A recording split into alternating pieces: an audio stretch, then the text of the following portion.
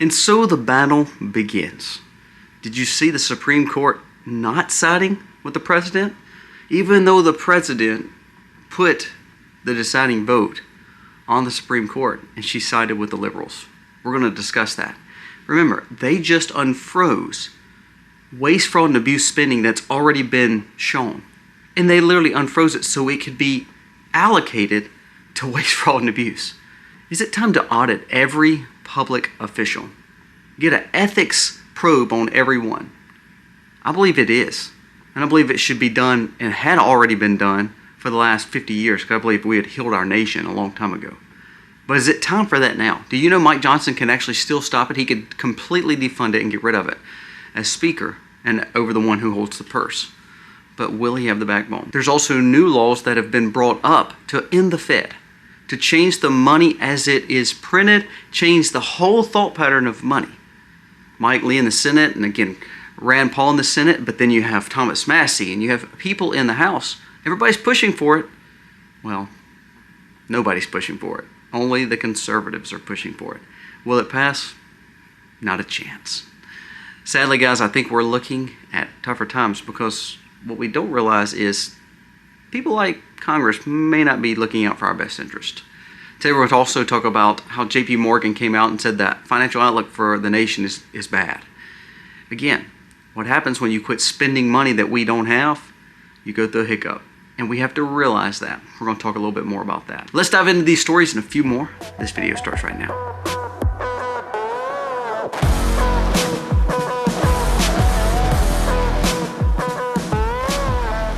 Hey guys, welcome to The Max. Thank you so very much for being here today. If you are new, please go down here, press subscribe, ring the bell. Give us a thumbs up. It sure means the world to us and it helps us spread our message across this platform because we have been held down a little bit. And so we're hoping to give good information to you and your families, and we hope that you will share it. And when you give us a thumbs up, it does tell them that this video is important and they share it. So thank you so much for being a part of our videos today. Now let's talk about the stories of the day. First, let's jump into USAID. Now, I don't want to call it USAID because that's not what it is. I think that's what the falsity has been around it. But we've seen the most waste, fraud, and abuse in this agency. It's been called out, it's been shown, and so they defunded it. Trump held it up. Now, remember, the President of the United States, who was elected by a majority of Americans and also by the Electoral College, means he is the duly elected President of the United States. He stops the waste, fraud, and abuse that we see that's happening. And this one district judge who was appointed by Obama or Biden stops it and makes it unfreeze, and therefore now you're in a court battle. So we have the President of the United States freezing money. We have this little district judge that had not one vote, no votes, but the president appointee can stop, basically meaning the funds need to keep on going to the waste, fraud, and abuse that's already been known. Then it goes to the Supreme Court. And guess what? The Supreme Court sides with the unelected judge and allows the money to be unfrozen and to be spent. Now, this is $2 billion. Now, this money was already known to go to waste, fraud, and abuse. And Amy Coney Barrett, the appointee of Trump, is the deciding vote, and along with, of course, Roberts, votes with the liberals and pretty much passes it to where this money can be sent out to the waste, fraud, and abuse. How can we heal a nation and balance a budget and fix everything when the President of the United States, who was elected to be the most powerful man not only in America but really the world, gets held up and stopped from actually doing the right thing for the American people? And what he was overwhelmingly supported to do was stopped by a little federal judge and then backed by the Supreme Court. 78 million people voted for Trump to do this. One person appointed this federal judge, and then this bench of Supreme Court was appointed by several people, but ultimately they were never truly elected. Sadly, when we think that Trump had it right with Amy Coney Barrett, it was false. Now the question is this: is it time to audit every public official in America? Every person who works for the federal government. Why can't we do a census or audit on them? Is that a wrong thing? Because I think that a lot of times when people get to Washington, D.C., I think their values change. And here's why. Again, you think of Mike Johnson, you think of Amy Coney Barrett, you think of all these people who were just conservative juggernauts, and now they tend to be a little bit more centrist. They tend to be a little bit more on spending money. They tend to be a little bit less with the backbone. Why? Is it because they're sellouts or they're scared? Tell me that. I think if we had honesty in America, we would be okay with the audits of every elected official, every representative of every Congress and legislator, and everyone that is serving at the likes of the president. Because I think then you would start seeing, truthfully, what's behind all these votes? What's behind the left or the right? What's behind the thought patterns of these politicians? I think we'd be scared to actually do that. Will it ever happen? Not on your life. Why? Because there's too much corruption in D.C. And this is prime examples. We wanted to cut $2 billion. We know it's waste, fraud, and abuse. And then we allow it to still go through.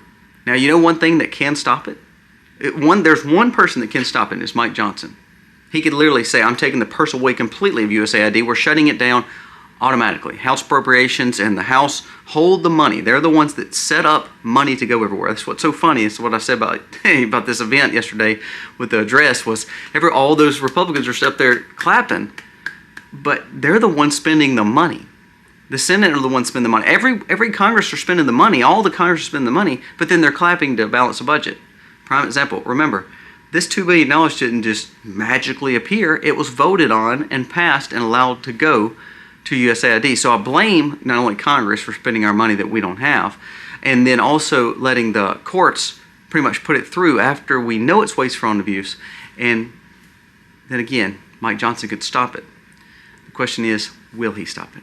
Now, there's a new bill that just got brought up to the House and to the Senate. Now, don't get your hopes up, please. This would be an awesome, amazing thing. But please, do not get your hopes up. U.S. lawmakers moved to end the Fed. Representative Thomas Massie has introduced the End the Fed bill, and now this is also with Mike Lee, and we'll keep on going. It says, they officially titled the Federal Reserve Board of Abolition Act of H.R. 1846, aiming to dismantle the Fed Reserve System. This legislative move echoes sentiments from the Republican lawmakers like Mike Lee and others who planned the action in the Senate. The initiative critiques the Federal Reserve for allegedly devaluing currency and causing inflation and debt with the monetization of America. Now, here's the problem I have with this. I'm just going to say it. I think a lot of times your people in Congress, and I don't know, I like Mike Lee and I like Thomas Massie for sure, you know that.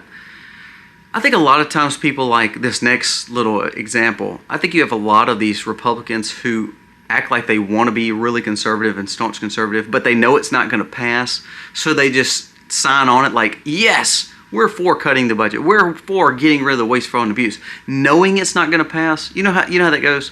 I mean, like prime example. Listen to this. Along with this thing, along with the End the Fed bill. Listen to this. It says, just in, Elon Musk has considered a plan to proposed by Rand Paul to rescind a possible $500 billion in federal funds already approved by Congress. Now, listen to that. We see the waste, fraud, and abuse. We see the fact that we don't have the money, and now Congress has already allocated $500 billion to be spent on things that we shouldn't be spending on. Rand Paul's trying to stop it. But here's where it comes to the thing that makes me mad. It's the maneuver called a rescission only requires 51 Senate votes, which Elon was reportedly saying he is elated to hear and he thinks he can get the votes. Now, I don't believe he can. I believe it's all hearsay. Now, the Republicans are supposed to believe like this. This is what they tell you when they get you to vote for them. All they need is 51 votes. They have 3 votes? So that means the Republicans could really rescind this $500 billion with one vote. Listen, Senator Paul, of course, we know Rand Paul, he's a juggernaut. Mike Lee, of course, a juggernaut. But then you hear, look, Hawley Schmidt, and even Graham has agreed to sign on to it.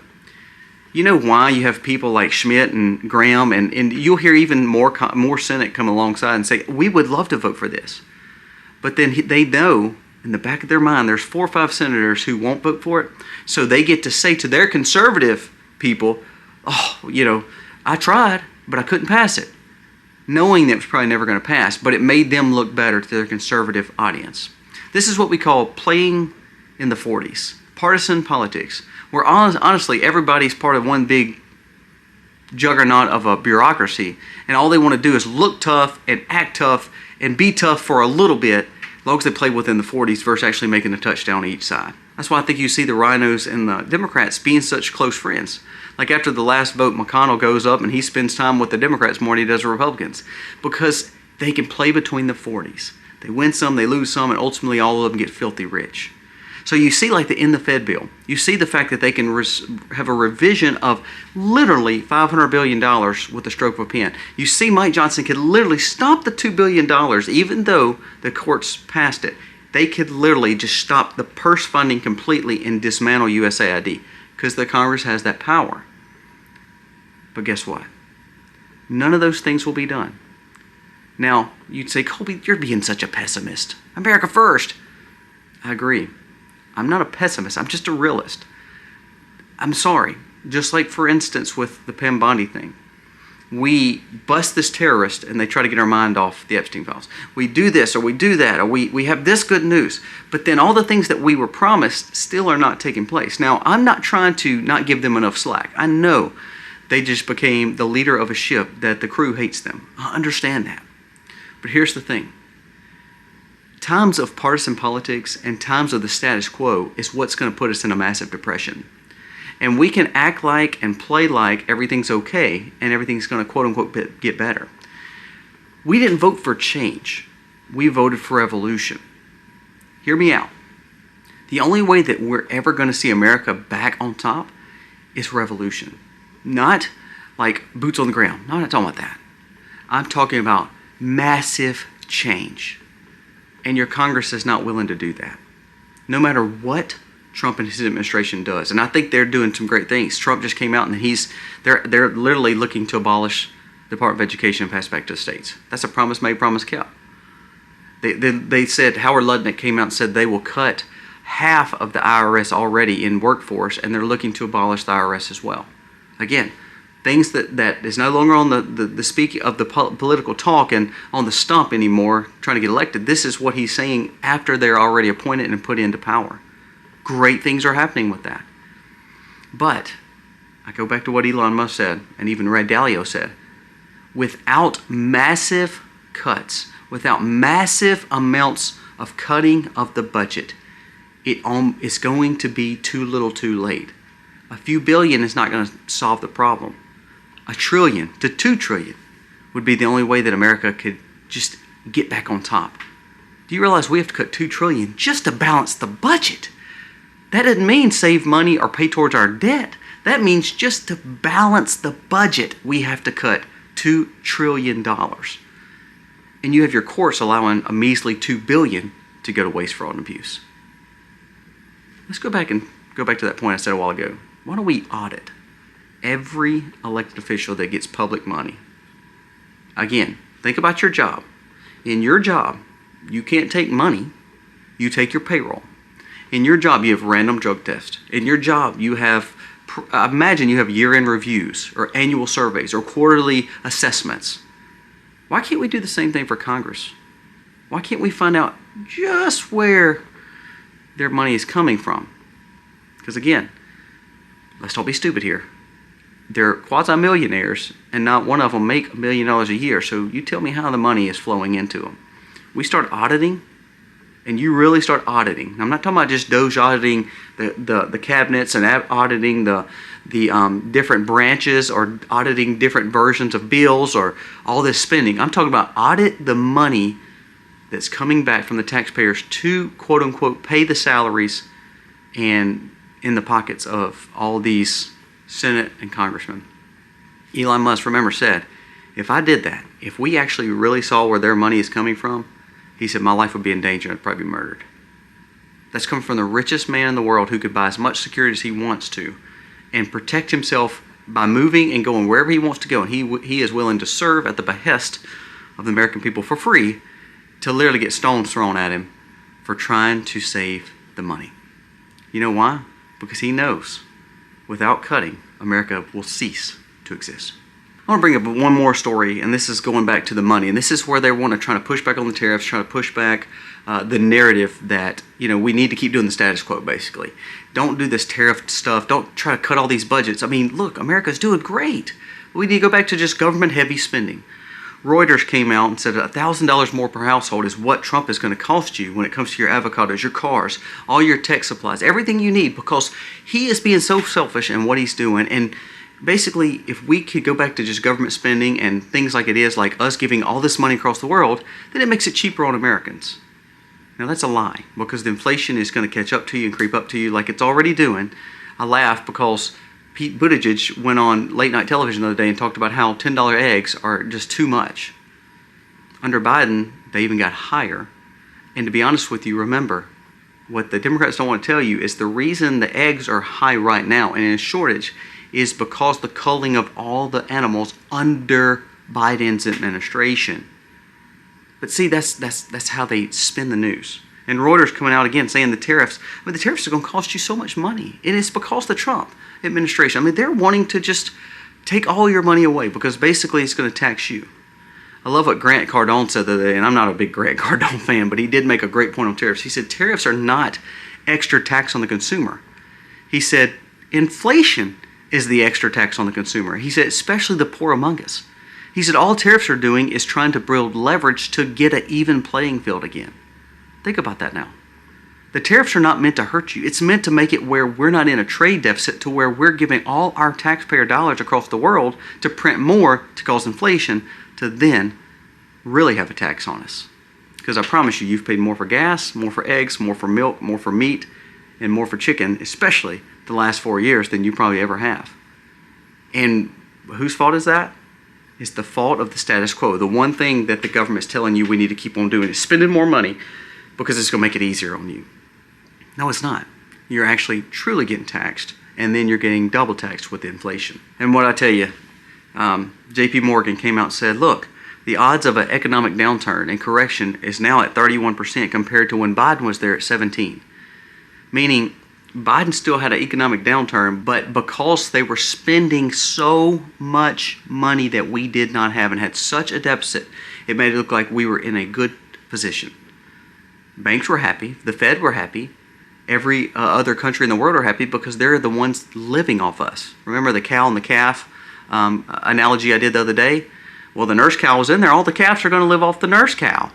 But when I take that nurse cow out, all the calves they're going to bellow, they're going to get mad, they're going to run the fence, they're going to try to break out. But ultimately, they have to learn to eat grass and live on their own. Well, that's kind of what we're doing with tariffs, leverage, and cutting people off. You got to learn to grow up a little bit and be independent. If you're a country living off America, shame on you. If you're EU wanting America to keep funding your wars, shame on you. If you are living at your home, quote unquote, taking government assistance money and you could get up and work, shame on you. Because all that J.P. Morgan and Reuters and all these banks and all these big politicians are saying that Trump is doing it wrong, we need to go back to the status quo. What they're saying is we want to make a lot of money off of you while you're getting poor, America. And then, if you go into a depression, so what? Remember, pay attention to who actually is helping you and harming you.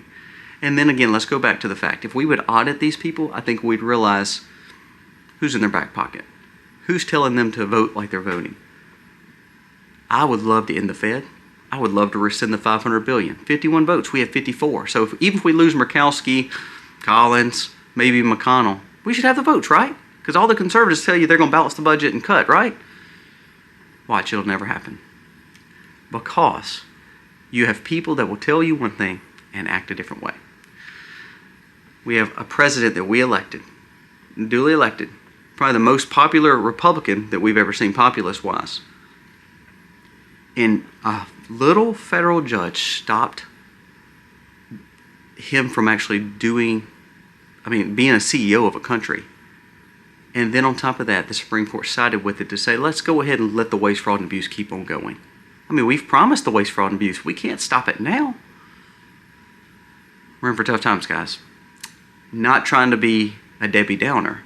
I'm just trying to say, look at the realism around you. Now, we're going to be doing a stockpile video in the next few days because there's things that's going to go up. there's times that are going to get tougher. So why don't we get some stuff on the shelves? And the things I'm telling you to get on the shelves never expire, never go bad, and actually will cost you more if you don't buy them now. So we're going to talk about that in the next few days. Guys, thank you so much for watching. We appreciate you, and we thank you so very much for watching. We hope that you will share this video, and we ask that you comment, give us a thumbs up, because that helps us, again, spread our message across this platform. Thank you for watching. God bless.